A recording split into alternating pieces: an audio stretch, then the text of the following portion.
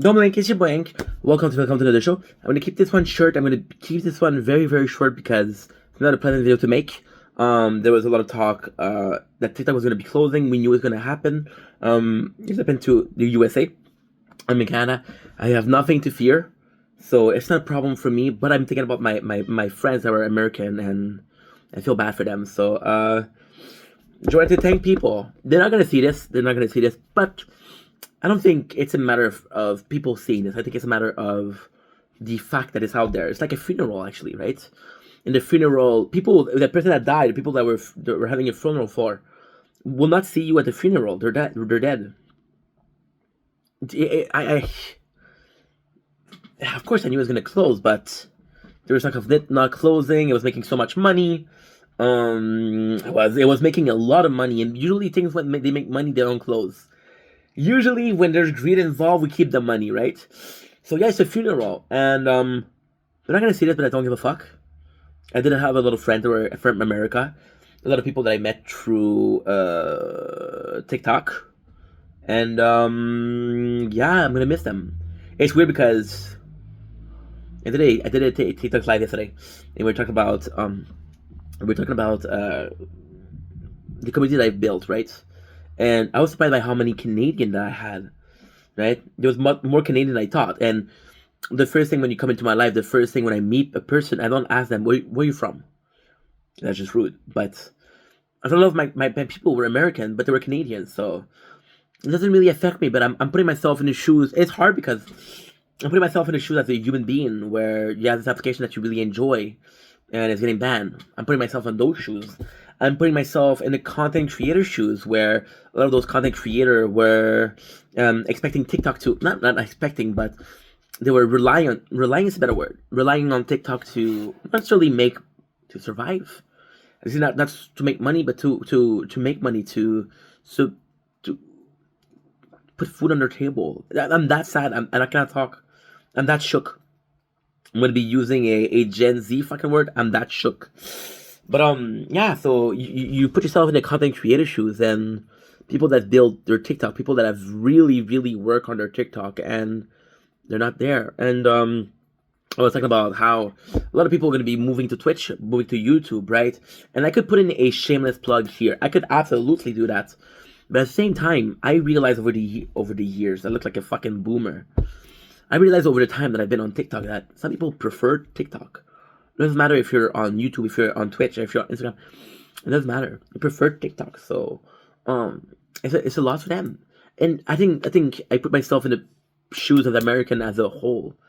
Forget about the content creator. Forget about the content enjoyer. Putting myself in their shoes, where TikTok, as stupid as it sounds, was part of their routine, and it's a daily routine where you open up. We know nowadays how we're on the phone 24/7. We know that. A lot of people were possibly on TikTok. Look at that time, right? A lot of people were possibly more on TikTok than on Netflix. A lot of people were more on TikTok than on YouTube and on Twitch, on Facebook and Instagram, right? And that's for them. It's a loss. It's a psychological loss also because it's part of my routine. What do I replace it with, right? And of course, there's this mourning period. This morning period where something that you love, as stupid as it sounds, you lost it. You did lose it. And I mean, you were talking about a human, but have a dog. That dog loved you, and he died. Now I know what you're saying. They're both alive. Yeah, but TikTok was alive too. TikTok was a way for you to connect with people, and because you connect with people, you kept it alive. You talked to these people. You were seeing their day to day. You were involved in their life. I'm watching a channel called Connor and Liana. And Connor and Liana, they have a small child called Cozy. And they're this British, I think they're from Wales, but I'm not sure. They have this young kid. And they were my For You page, I don't know why, on TikTok. And the Cozy was such an adorable little munchkin. I started watching those videos. And I realized that the charm of the channel wasn't Cozy, although Cozy is a cute little bum. But the beauty of the channel was what it's like to be a parents, a new parents, a first-time parents. And it was seeing the kid grow. You're literally seeing a kid grow. You can't touch these people. So TikTok might not be alive, but it's very real. It's a window into people's life, and it's a sad day. So if you don't mind, I'm gonna have a 30 seconds, a 40 seconds. 30 seconds is a good time of silence for TikTok.